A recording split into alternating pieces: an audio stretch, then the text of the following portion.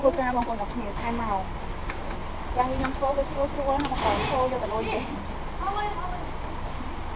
បងប្អូនអ្នកគ្នាយើងបែងចែកកៅអៅទៅតាមប្រភេទទៅស្រួលណាបងប្អូនតែហត់ឲ្យឈឺក្បាល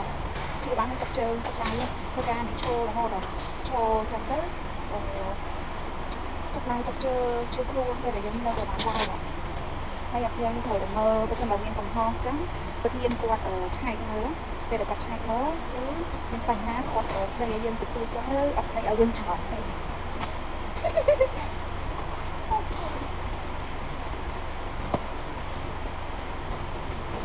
ពីរំទៅការងារនេះនិយាយបានថាស្រួលក៏ស្រួលមិនស្រួលក៏មិនស្រួលវាហត់គួរសមយ៉ាងចឹងណាបងប្អូននឹងត្រូវបែងចែកហើយកន្លែងបែងចែកនេះជា30ខែរបស់បងប្អូនគ្នាហើយម្យ៉ាងវិញទៀតហើយក៏ហើយដែរហើយ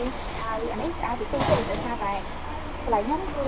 រកកៅអៅទៅហៅកៅអៅលីទៅហៅកៅអៅលីគឺខ្ញុំមិនតែខ្ញុំខ្លាំងបងប្អូនមិនឡើងសោទេខ្ញុំសម្រាប់ខ្ញុំសួរអត់ចង់បានណាអត់ខ្លាំងហើយទៅដែរធម្មតាគឺបានចេញមកច្រើនហើយទៅខាងម៉ោងគឺទៅជាប្រហែលណាសាដែរយើងសម្អាតកន្លែងយើងធ្វើទៅយ៉ាងម៉ោងធម្មតាបងប្អូនអរគ្នាហើយខ្ញុំពុំពិបាកចិត្តថាចង់ដូរការងារខ្ញុំចង់សុំប្រកាសសញ្ញាចេញប៉ុន្តែខ្ញុំគឺគាត់អត់សញ្ញាចេញឲ្យទៅបងប្អូនដោយសារតែអត់ដឹងថាយ៉ាងម៉េចទេដោយសារតែមុនសុំសញ្ញាចេញតែតែសញ្ញាចេញឲ្យបងប្អូនគ្នាហើយមួយវិញទៀតគាត់ថាសញ្ញាយើងចង់ទៅមកទេអូខេគាត់សញ្ញាចេញឲ្យប៉ុន្តែបើសិនជាយើងចង់មកកំហុសមកការងារគឺគាត់អត់សញ្ញាចេញឲ្យខ្ញុំពិបាកទៅហើយកន្លែងស្នាក់នៅវិញស្នាក់នៅឡំទៅច្រើនច្រើនមែនទែនហើយមួយវិញទៀតតែខ្លះខ្ញុំគិតថា